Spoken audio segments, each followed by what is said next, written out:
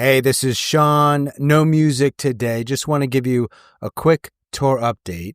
I also want to share with you that a new episode, which almost always comes out on Monday, will be out later this week. Hope you can give me a little bit of latitude. I've been on the tour, and that's why. Also, there's some air conditioning behind me. You might hear that. I can't get it off. I don't know why. I'm in some random hotel in Syracuse, so I hope you understand. On Sunday, September 28th, our first tour event was in Raleigh, North Carolina, not far from where I have been living for many years, or had been living for many years until recently. Past guests Kelly and JP joined me on the stage, and we had a great conversation. And by the way, I think this space typically serves as a drag club. Nice, large audience, good questions. They shared a lot. It went very, very well, particularly for a first event. Headed up to Alexandria, Virginia. 4 more past guests, Allie, Lane, Nicholas, and Emily met up in a conference room of a government building in a smaller but also equally engaged audience. Great talk, great conversation. From there, I went to New York City for the third event, stayed with some family. 3 past guests, David, Julio, and Kate. That was in a church in Hell's Kitchen of all places. Again, good talks, good audience, good questions. And I'm learning.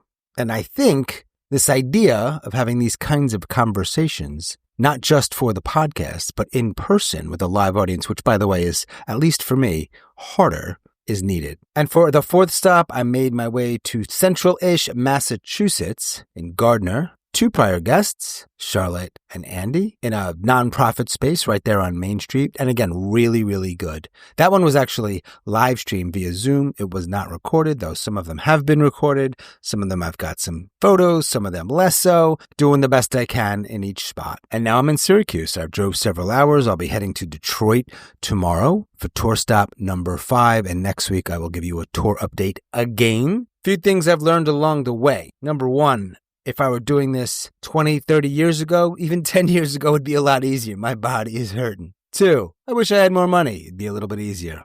I guess a lot of people can say that.